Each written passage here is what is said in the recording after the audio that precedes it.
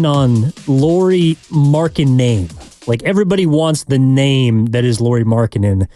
Just because I think the fit is obvious. There's not another big name out there.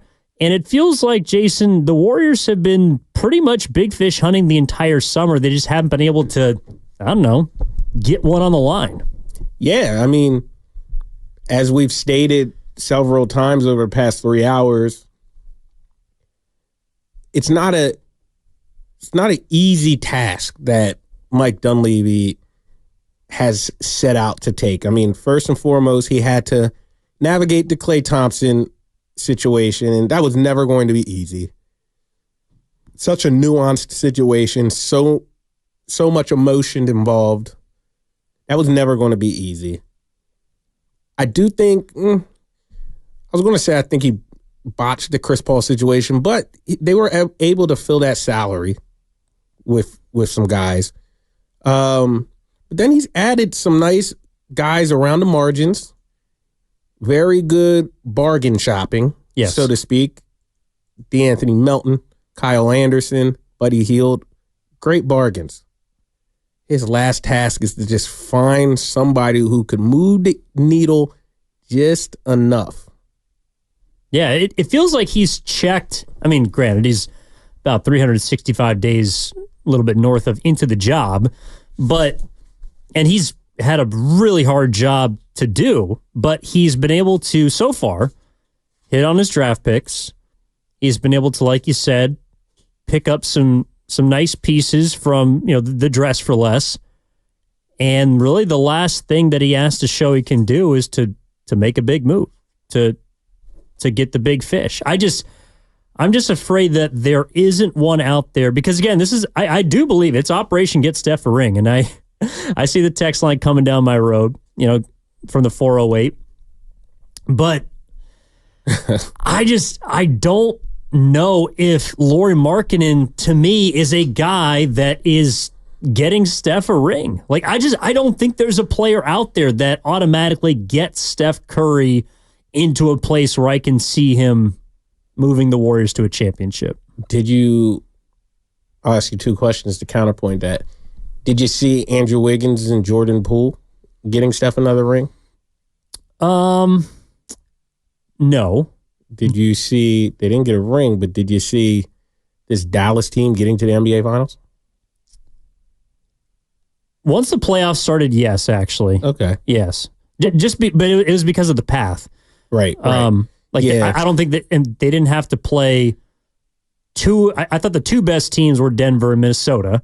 They only had to play one of them. They only had to beat one of them. Yeah. And I thought they caught OKC at a good time.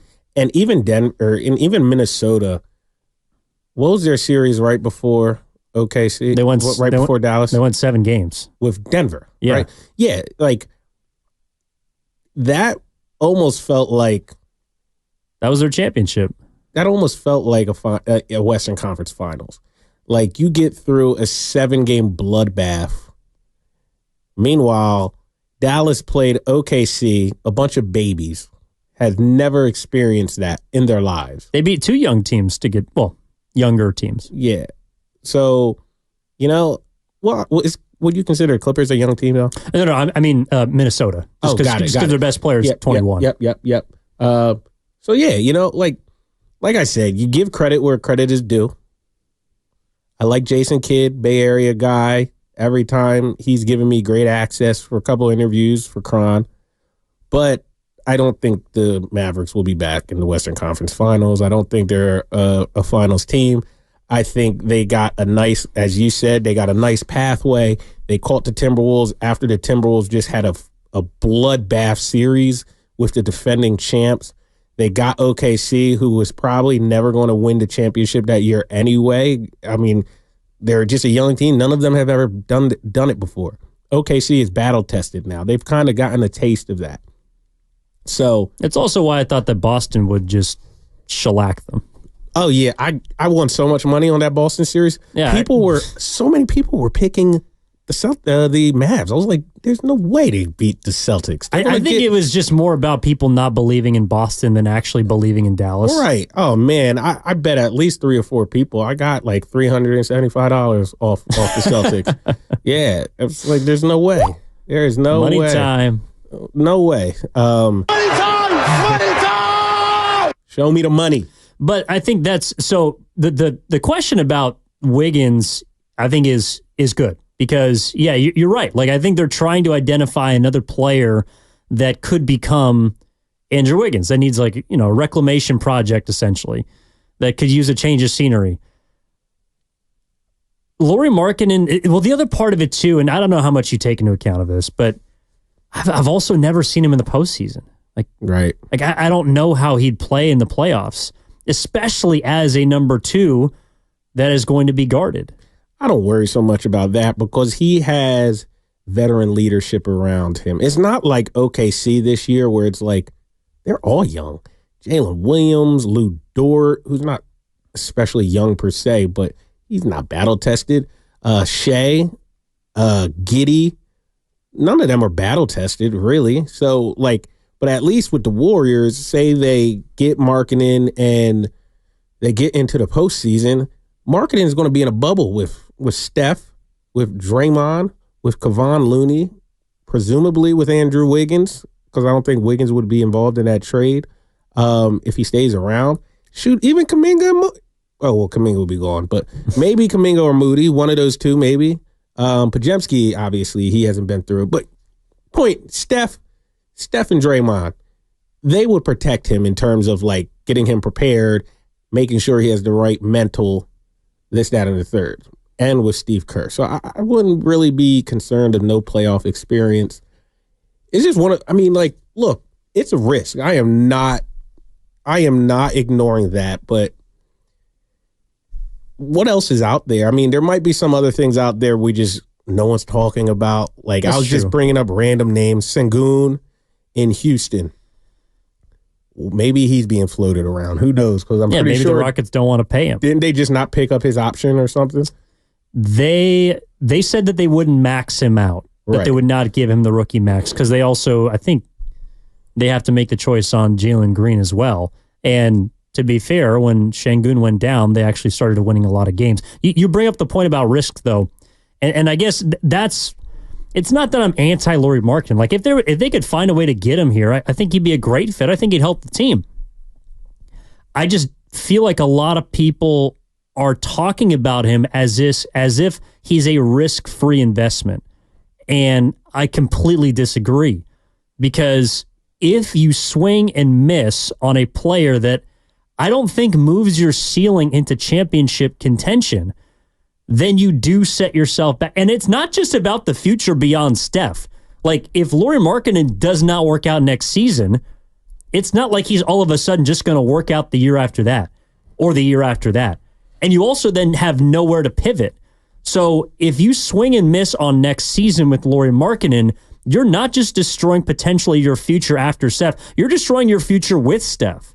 So that's how I look at it also, I am trying to get Curry the best chance at a 5th ring, but my issue is that if Lauri Markkanen can't do it, and I am inclined right now to believe that he can't, then why should I believe that the last 2 or 3 years of Curry's career that he would be able to do it? The Warriors would have nowhere to pivot beyond that point. Like, he would be it.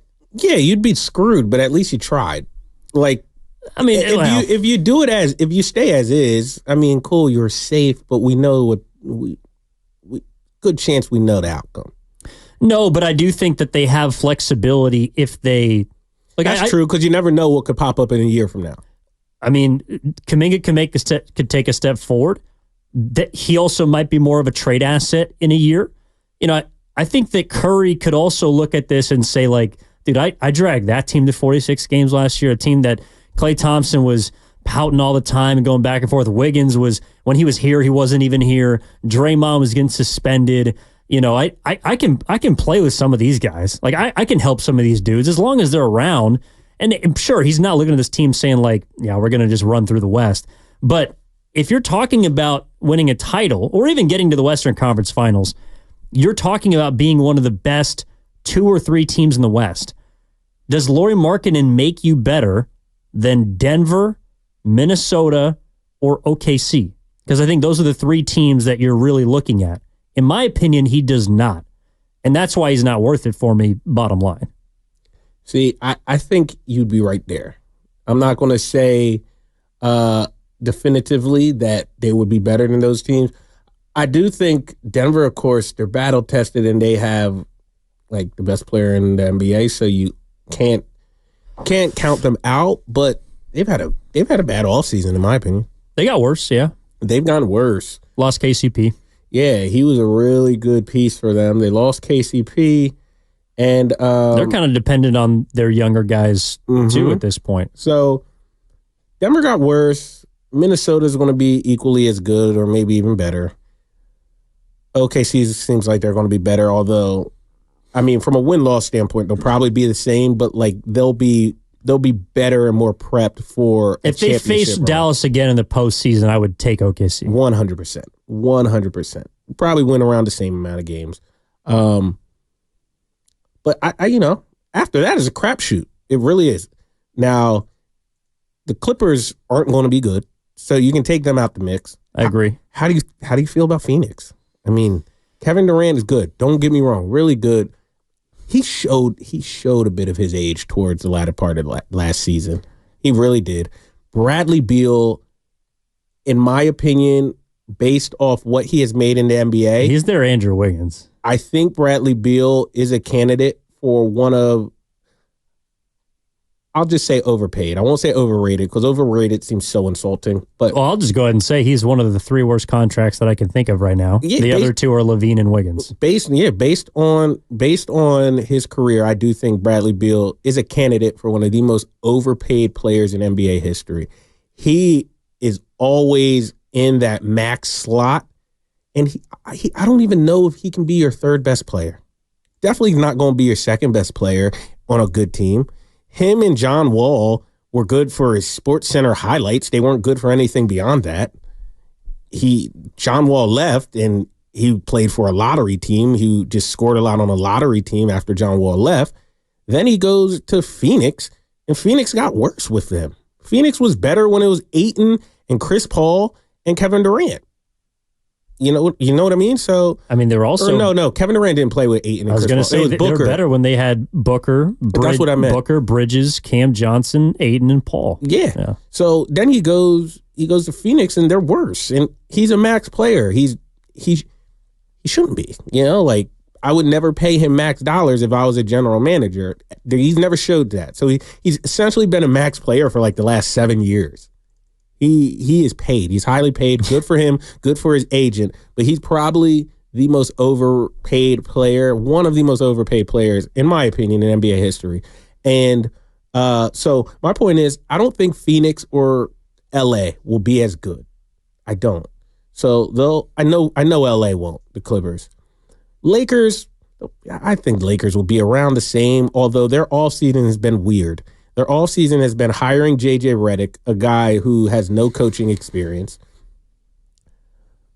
giving Bronny James a 4-year guaranteed contract. Yeah. They just now started filling out their summer league or their coaching staff. Have they signed anyone? Has there been any names? No. I was going to say that they might get DeMar DeRozan. The Warriors have swung and missed on players. Yeah. The Lakers have literally not been able to get anybody. Right. I mean, well, LeBron was holding off on signing that max to see, hey, we can get, like, if you guys can get me some help, I won't take the max. He eventually did, which kind of told me, like, yeah, I think it's a bit disingenuous. But do you really? See, I think I have no reason to believe why he would lie. Like, I mean, he can. Like, we know LeBron James. Like, he can get the max if he wants to. I don't think it's, like, far-fetched for him to take a little less if it meant him winning. No, but the amount less that he'd have to take for them to gain access to the mid-level was like $20 million. Got it. And I guess I just don't see somebody that could get 50 taking 30. But. Also, to be honest, that's frowned upon by the NBPA. They hate that. Really? Oh, yeah, because it's like it sets a precedent. Like, players are supposed to get all the money they possibly can. Like, that's how they... Oh, you're saying that the Players Association. Yeah, wouldn't like that. The Players Association would be like, get it, you want to win, but LeBron, come on, man.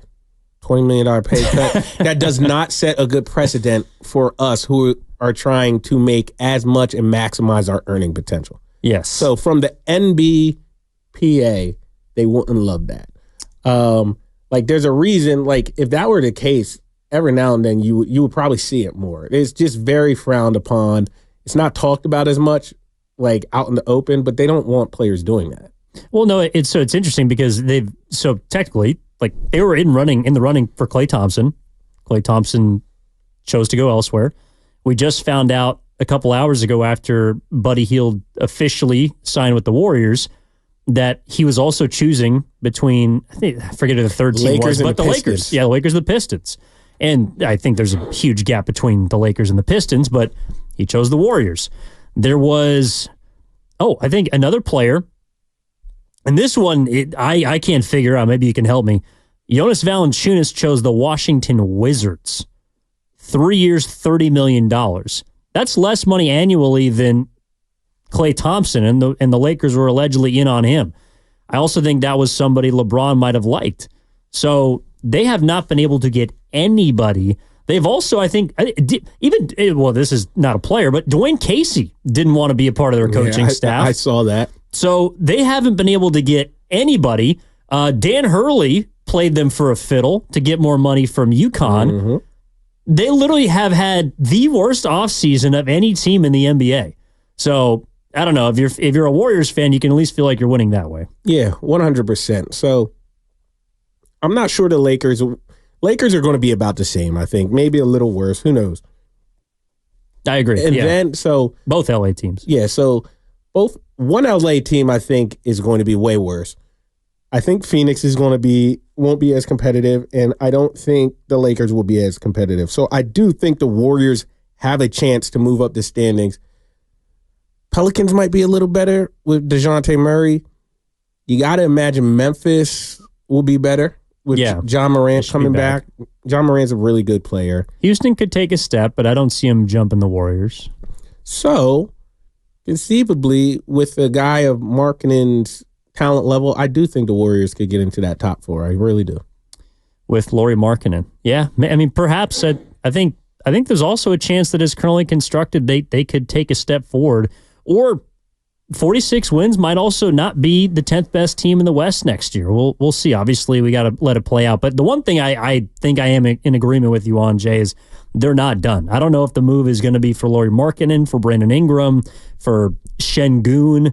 It also could be just for another smaller, trim the hedges type of player. But I'm curious what the people think. At 888-957-9570, Jason Dumas and Evan Giddings with you now for another 35 minutes up until 4 o'clock on 95.7 The Game. Let's go down to Texas, where everything is bigger and also cheaper. What's up, Joe? Happy July 4th. Oh, happy July 4th. Coming into the offseason, I thought there was 3 big names for the Warriors to really go after. It was Towns, it was Markkanen, and KD. I do think KD can be moved. They're in disarray, new ownership.